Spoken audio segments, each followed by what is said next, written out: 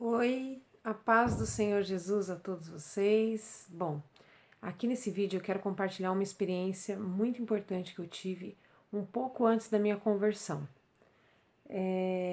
Para quem não conhece o meu testemunho, eu vou deixar o link aqui na caixa de informações, mas resumidamente, Deus ele me livrou do mundo do tráfico, das drogas, do alcoolismo, do roubo e do crime.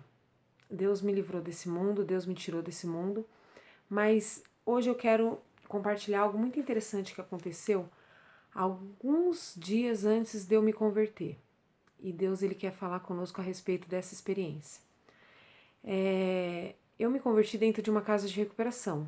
Eu estava jurada de morte por os traficantes porque eu tinha feito uma compra de drogas e não tinha pagado.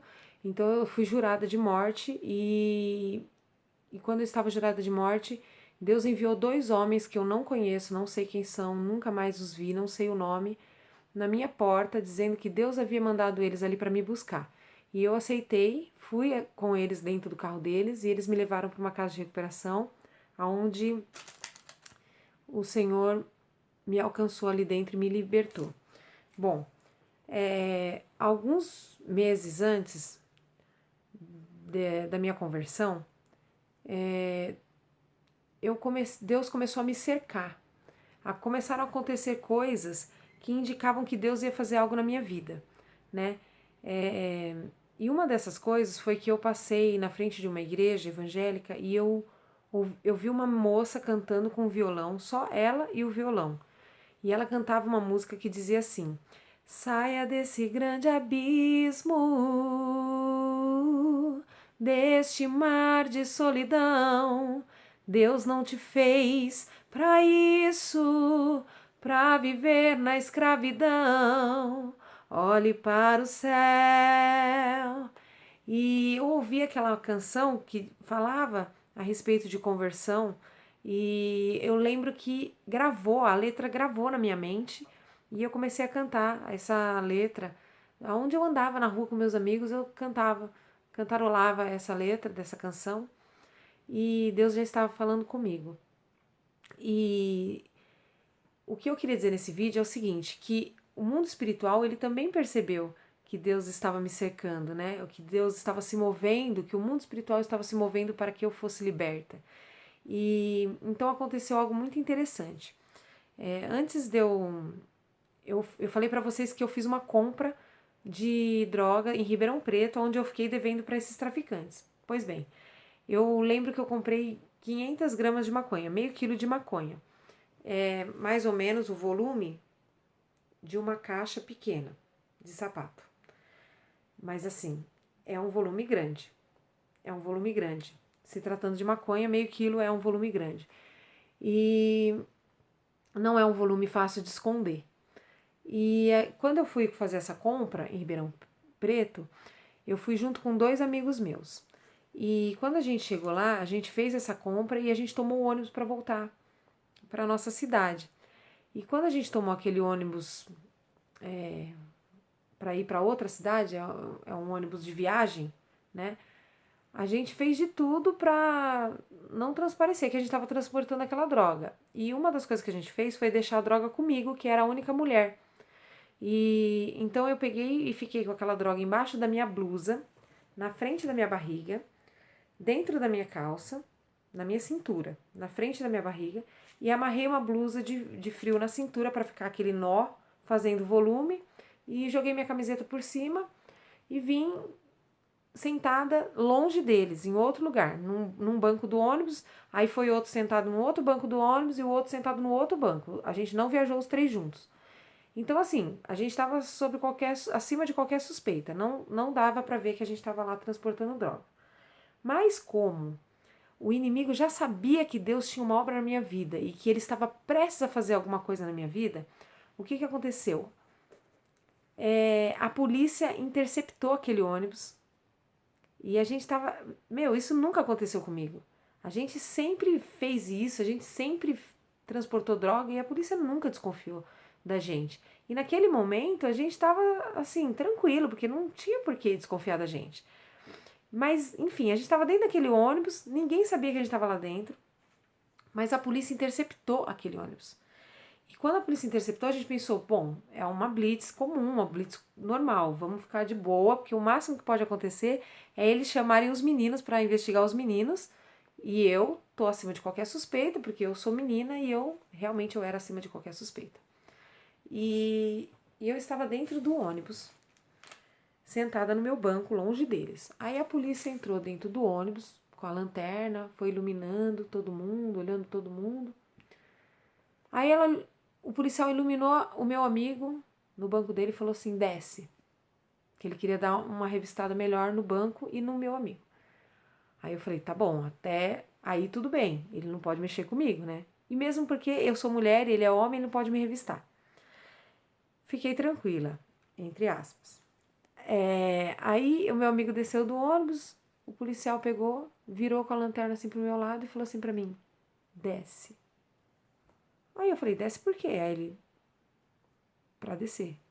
Aí eu desci do ônibus pensando, meu Deus, já era, eu vou ser presa, porque a quantidade de droga que eu tenho aqui não caracteriza um usuário de droga, caracteriza tráfico de droga.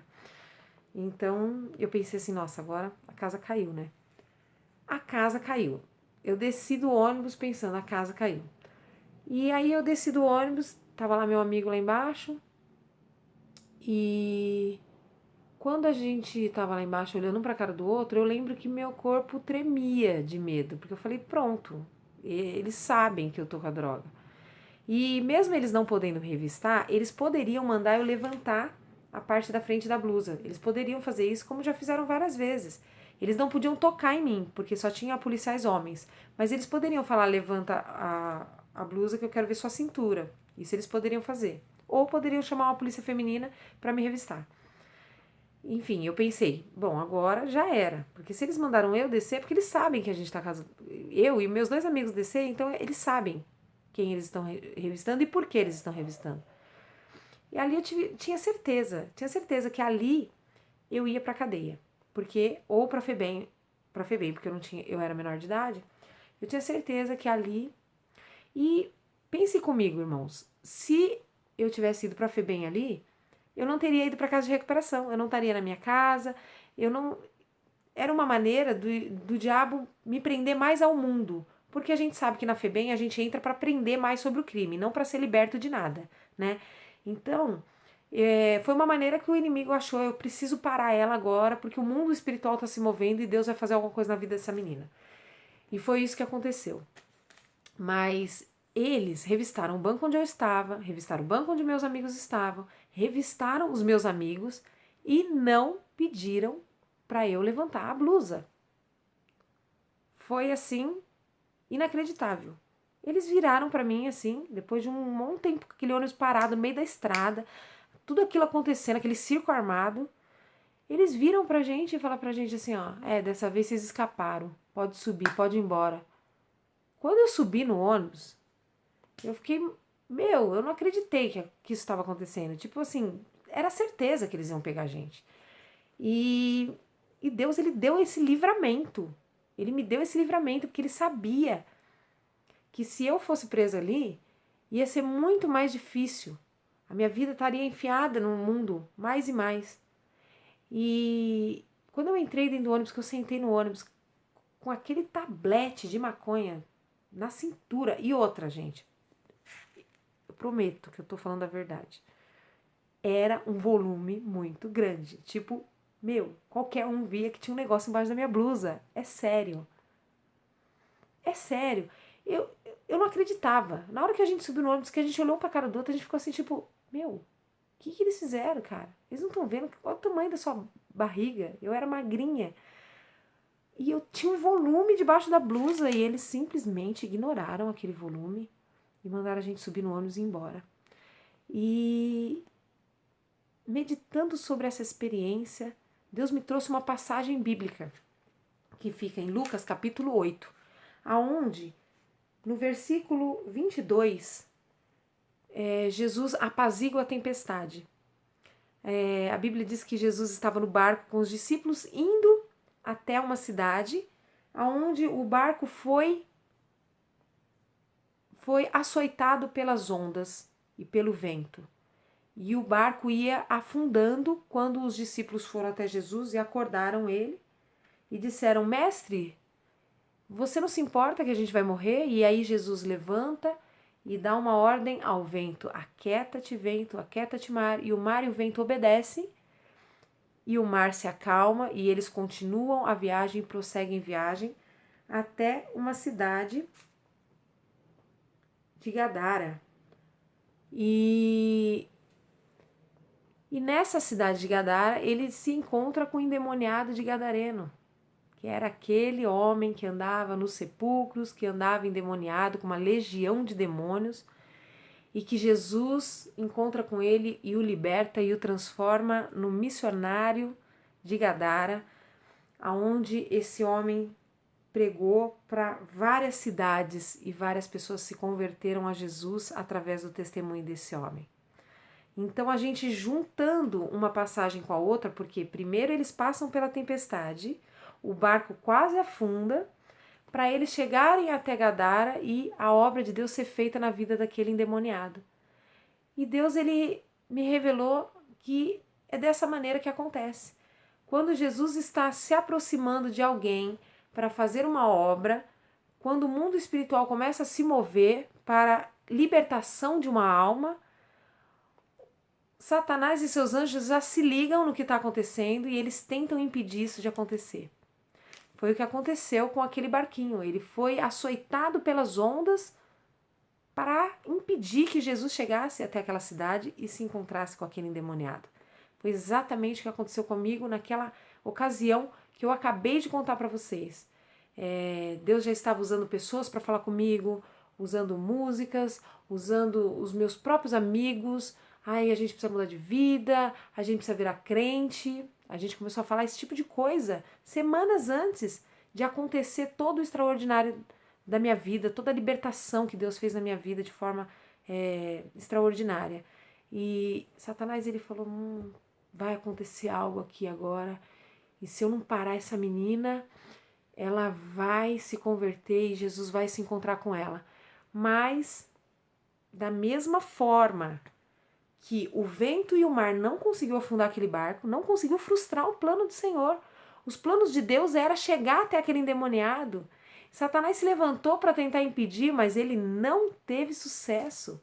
Jesus, ele repreendeu o vento, repreendeu o mar, e o nome do Senhor foi glorificado através daquele levante satânico. Aquele levante foi só para glorificar o nome do Senhor. E o que eu quero dizer para você é o seguinte, que quando Deus quer fazer algo na tua vida, às vezes a coisa vai se estreitando, vai se apertando, às vezes você está falando, nossa, mas é luta de tudo quanto é lado, olha o que eu estou passando, olha o que eu estou passando. Às vezes isso é só um mover do mundo espiritual para acabar com a sua fé, porque a sua vitória está chegando aí, está bem próximo da tua vitória, entendeu? Então, fique esperto, quando a coisa começar a estreitar, quando o mar começar a ficar revolto na sua vida, às vezes Jesus está chegando aí com a sua vitória. Não corre para trás não desiste não, permanece firme, porque os planos de Satanás serão frustrados contra a sua vida e aquilo que Deus determinou vai acontecer para a glória de Jesus. Amém? Que esse vídeo edifique a fé de alguém, que Deus fale com alguém através desse vídeo. E um beijo e até a próxima. Se inscreve no canal, curte, compartilha esse vídeo em nome de Jesus. Um beijo e até a próxima. Tchau.